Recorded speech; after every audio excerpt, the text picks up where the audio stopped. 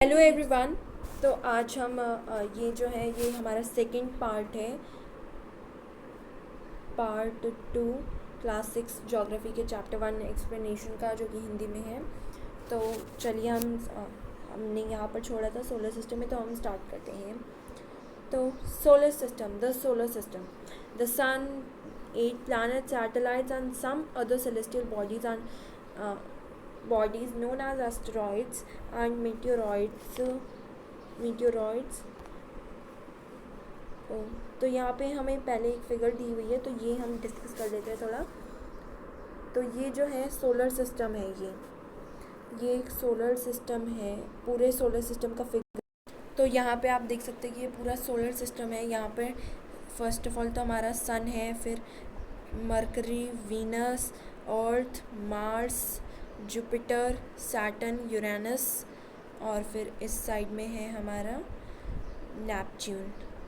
तो ये जो है, और यहाँ पे जो एस्ट्रॉइड्स हैं, ये एस्ट्रॉइड्स बेल्ट जो है ये मार्स और जुपिटर के ऑर्बिट्स के बीच में मिलती हैं। तो ये और मीटेoroids, तो इन दोनों से, इन सारी चीज़ों से मिलकर हमारा सोलर सिस्टम बनता है। तो इस फिगर को हम लास्ट में अच्छे से डिस्कस करेंगे। तो अभी हम रीडिंग सेशन पे चलते हैं और एक्सप्लेनेशन। तो यही फॉर्म द सोलर सिस्टम, तो यही सारी सेलेस्टियल बॉडीज, एस्ट्रॉइड्स और मीटेoroids, इन सब से मिलाकर क्या बनता है, सोलर सिस्टम। और we often call it solar family. तो हम इसे कभी कभी सोलर फैमिली भी कह सकते हैं, कह देते हैं ऑफन, मतलब कभी कभी, with the sun as its head. तो जिसमें कि सन जो है वो हेड होता है, मतलब वो सेंटर पे रहता है ना, तो इस तरीके से भी हम कह सकते हैं। तो अब हम स्टार्ट करते हैं द सन से। तो the sun is in the centre of the solar system. जो सन है वो सोलर सिस्टम के बिल्कुल सेंटर में होता है। It is huge and made up of extremely hot gases.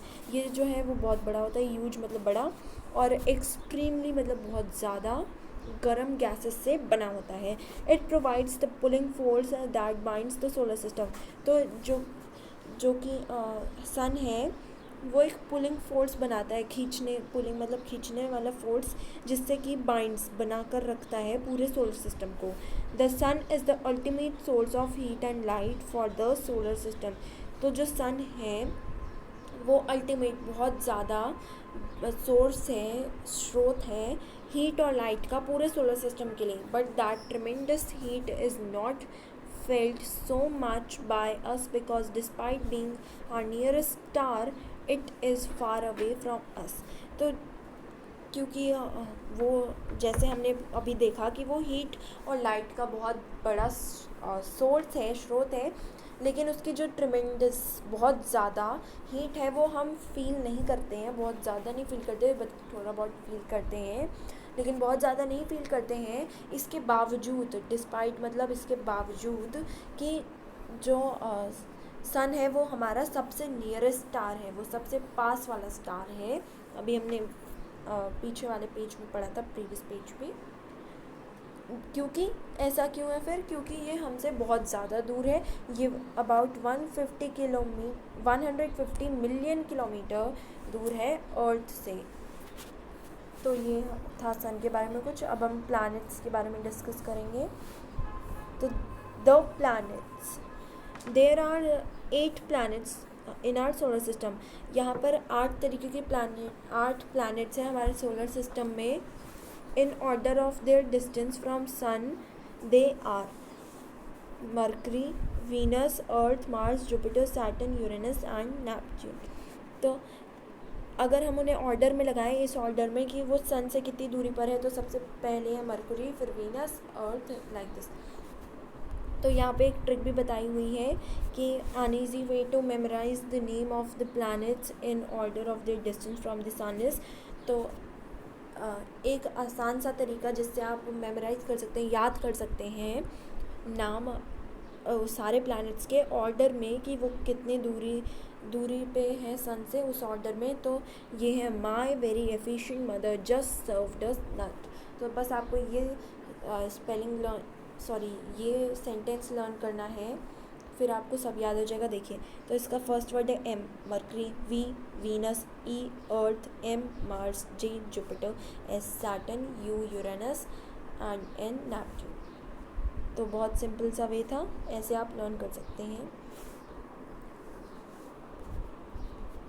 All the 8 planets of the solar system move around the sun in the fixed paths।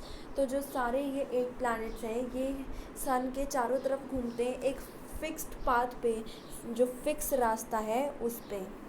तो these paths are elongated, ये path जो है elongated होते हैं। they are called orbits। तो उन्हीं रास्तों को क्या कहते हैं? ऑर्बिट कहते हैं। Mercury is the nearest to the sun. तो मरकरी जो है वो सबसे पास में है सन के। It takes only about 88 days to complete 1 round along its orbit. तो इसको सिर्फ 88 दिन लगते हैं पूरा चक्कर लगाने में सन के चारों तरफ अपने ऑर्बिट पे। Venus is considered as Earth's twin. तो ये भी बहुत इंपॉर्टेंट है कि अर्थ्स ट्विन किसको मानते हैं हम? वीनस को। क्यों? क्योंकि इसके साइज़ और शेप जो है वो बहुत ज़्यादा मिलती जुलती है उससे, किससे? अर्थ से। तो इसीलिए उसे अर्थ्स ट्विन बोलते हैं, अर्थ का जुड़वा।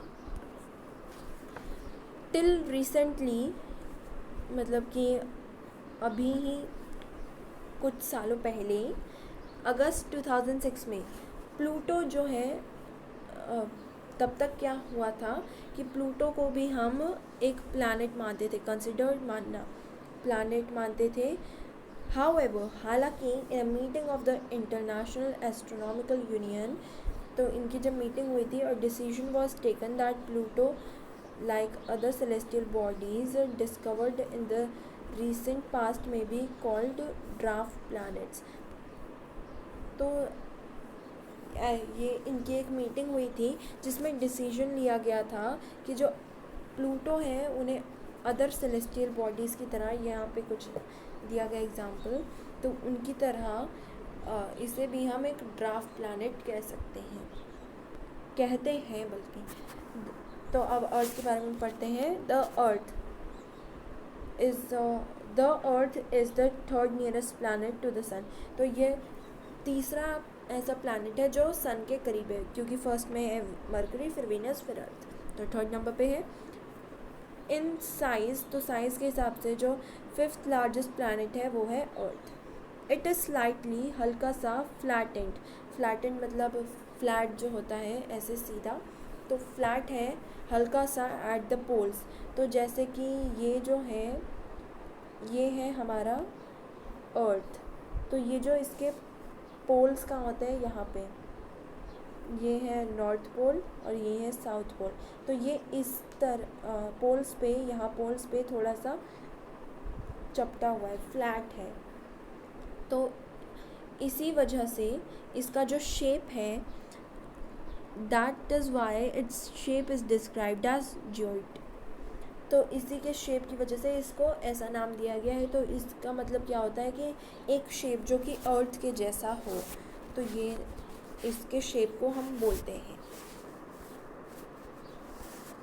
तो अब हमारा next page, conditions favourable to support life are probably found only on Earth. तो कंडीशंस यानी कि शर्तें जो कि फेवर में है, उसके फेवरेबल में, उसके पक्ष में है कि वो लाइफ सपोर्ट कर सकता है, वैसी कंडीशंस प्रोबेबली, शायद ही सिर्फ अर्थ पे पाई जाती है। तो वो सिर्फ अर्थ पे ही पाई जाती है, क्योंकि जहाँ तक साइंटिस्ट का मानना है, the earth is neither too hot nor too cold. जो अर्थ है वो ना ही तो ज़्यादा ठंडा है ना ही गर्म है। इट हैज़ वाटर, एयर, उसके पास पानी है, हवा है, जो कि बहुत ज़्यादा एसेंशियल है, ज़रूरी है फॉर आवर सर्वाइवल, हमारे जीने के लिए। The air has life supporting gases. तो इसमें जो अर्थ में एयर अवेलेबल है उसके पास क्या है? Life supporting gases, life support करने वाली गैसेस है, जैसे कि oxygen, like oxygen. Because of these reasons, इन्हीं कारणों की वजह से the earth is a unique planet. Earth को यूनिक प्लानट बोलते हैं, यूनिक सबसे अलग सोलर सिस्टम में। From the outer surface, the earth appears blue because its 2/3 surface is covered by water. तो क्योंकि अर्थ पहले तो अर्थ में क्योंकि 2/3 पानी है, 2/3 पानी से वो घिरा हुआ है, तो इसी वजह से अर्थ जो है वो बाहर से देखने पर, जैसे मून से देखने पर ब्लू लगता है, इसीलिए हम उसे क्या कहते हैं, ब्लू प्लैनेट. अब the moon. Our earth has only one satellite. Earth के पास कितनी है, कितनी सैटेलाइट्स हैं, वन, जो कि है moon. That is the moon. Its diameter is only 1/4 of that of the Earth. तो जैसे ये अर्थ है, ये मान लीजिए ये अर्थ है, 1 मिनट, तो ये जो है ये अर्थ है, इसका डायमीटर, तो ये आपने मैथ्स में पढ़ा होगा, डायमीटर क्या होता है, यहाँ जो सेंटर को क्रॉस करते हुए जाए, तो ये मान लीजिए सेंटर है और इसको टच करते हुए जो है डायमीटर. तो अब इसका ये मून जो है, इसका जो डायमीटर है वो सिर्फ अर्थ के डायमीटर का 1/4 है. तो जैसे ये हो गया आधा, फिर 1/4, तो बस इतना सा मून का डायमीटर है, बस इतना सा ही मून का डायमीटर है, यही बताया है. It appears so big because it nearer to our planet than other celestial bodies. तो अर्थ, मून जो है इतना छोटा है, फिर भी वो बहुत बड़ा दिखाई देता है अर्थ से, हमारे प्लैनेट से, क्योंकि वो सबसे पास वाला सेलेस्टियल बॉडी है. It is about 3,84,400 kilometre away from us. तो ये सिर्फ इतना किलोमीटर ही दूर है अर्थ से. Now you can compare the distance of the Earth from the sun and that from the moon. तो अब कंपेयर कर सकते हैं कि सन और अर्थ के बीच में कितना डिस्टेंस है, 150 मिलियन किलोमीटर, और मून के और अर्थ के बीच में है 3,84,400 kilometre. The moon moves around the earth in about 27 days. जो मून है वो अर्थ के चारों तरफ घूमता है, पूरा चक्कर लगा पाता है 27 डेज़ में. It takes exactly the same time to complete one spin. तो ये बिल्कुल सेम टाइम इतना ही लेता है एक स्पिन लगाने के लिए, एक चक्कर लगाने के लिए. As a result only one side of the moon is visible to us on the Earth. तो इसी कारण हमें सिर्फ एक ही साइड से मून दिखता है अर्थ से. The moon does not have any conditions favourable for life. Moon में कोई भी ऐसे कंडीशंस फेवरेबल नहीं है लाइफ सपोर्ट करने के लिए, जैसे कि अर्थ पे है वैसा नहीं है. It has mountains, plains and depressions on its surface. These cast shadows on the moon surface. Look at the full moon and observe these shadows. तो